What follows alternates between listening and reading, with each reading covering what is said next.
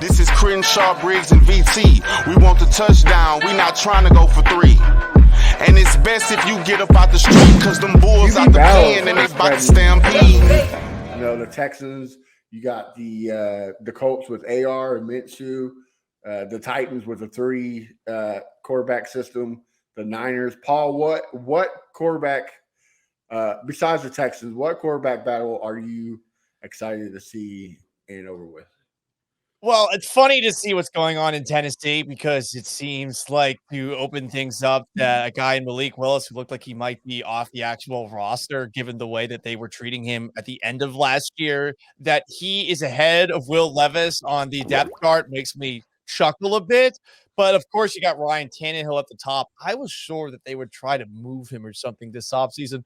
So I like it because it's a mess, and I just generally hate Titans fans. I've dealt with a lot of mentions over the years for things ranging from breaking news story about Jake Locker getting benched for Zach Mettenberger to just thinking that it's bullshit that they get to wear the Houston Oilers uniforms and flaunted in our faces. You're wearing our ex-wife's clothes, sir. You need to stop. So, yeah, I just like that it's messy in Tennessee right now. I'm also a tad nervous that things might work out really well for Anthony Richardson and the Indianapolis Colts. He's got Jonathan Taylor. He's got at least remnants of that offensive line. So I'd like to not hear about that one and hear more about the messy one in Nashville. Yeah, me and BT has been saying this all season. If we couldn't get D'Amico and we got Shane Steichen instead, we wanted Anthony Richardson because that guy and Anthony Richardson are going to be extremely dangerous if it all clicks. Crenshaw, which one are you excited to see? Yeah, it got to be Anthony Richardson because I wasn't a fan of his, and VT been like pumping in my ears all off season about this guy, and I think getting Shane it's going to be scary because Jonathan Taylor is healthy this year, and it's going on year 4 for him, correct? Jonathan Taylor, year 4, right? I think it's year 3. Year 3? Yeah. Okay, this will be year 3. Year 3, okay. So it's still like a contract year for him. So I think he's going to be healthy. I'm very nervous about them because we played on week 2, and I had it as a win, but I'm kind of getting doubts right now that we might lose that game right there. So that's the battle that I'm looking forward to right there. All right, BT. Well, the 2 QB battles that interest me the most are Tennessee and the 49ers. And the reason why Tennessee is really for the reason that Paul said, we thought that Willis was going to get cut, and now he looks like he's going to be the QB2. The interesting thing is that Levis, at least a lot of people thought that he would take over in case Tannehill got hurt. Probably see when we play him. We play him week 15 and 17.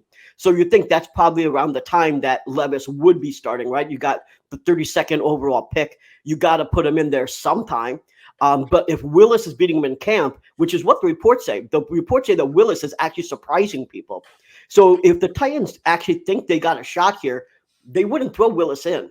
They wouldn't throw Levis in. They're going to stick with Willis, which honestly would be crazy to not have your 32nd overall pick play a snap in the regular season. So I find that very, very interesting. Listen, I'm not hoping for any injuries ever, but I think that Tannehill won't be able to stay healthy. So I think there's a very good shot that we see Willis out there if he remains QB2. The 49ers is interesting because we thought that Brock Purdy may not play at all this season, but he's right now throwing in Florida right now. Well, not this very moment, but you know what I mean? So he is actually going to start, right? If he's healthy. And the funny part there is that just say he's not 100% up to speed. The reports are that Sam Darnold is going to be QB2. So the QB that they spent 3 firsts for is going to be the 3rd string quarterback. And according to Adam Schefter, there wasn't much of a trade value for him. Now that's freaking insane. How does Trey Lance not have any trade value? How is he not even QB2? Sam Darnold is ahead of him. So to me, those are the 2 most exciting QB battles. I think that Richardson takes the job from Minshew. And you're right, Matt. All 3 of you said it, but AR was my favorite quarterback in this class. I said that if we couldn't get AR, that we'd get CJ Stroud. I knew we weren't high on AR, but the combo of Shane and AR does frighten me. All right. Yeah, I got to agree with Paul. Anything that can make the Titans messy and cause them to fail, I'm all for it. Bud Adams left a nasty taste in my mouth that will never ever go away. So true pause, very pause, big pause. I got a question. How many Houston-based Titan fans do you know? And how many times have you asked them, what the fuck is wrong with you? I do not understand for the life of me how people that are living in Houston can still root for the team. But if you go to NRG Stadium for a Texans-Titans game, and I did when I first moved back here from Seattle late in 2021, I was stunned. I was stunned by the amount of people that were clearly from Houston rolling up to the stadium wearing Titan stuff. Maybe it was because the Titans were actually good that year, but it's just a bad look. Like they left you, and you still like them. Yeah, it's surprising. I know a lot, and it sickens me. Like, if some of them are family. If they weren't family, I wouldn't be friends with them on Facebook. You not really in touch if you not tuning in. This is Crenshaw, Briggs and VT. We want the touchdown. We not trying to go for 3. And it's best if you get up out the street, cause them bulls out the pen and they about to stampede.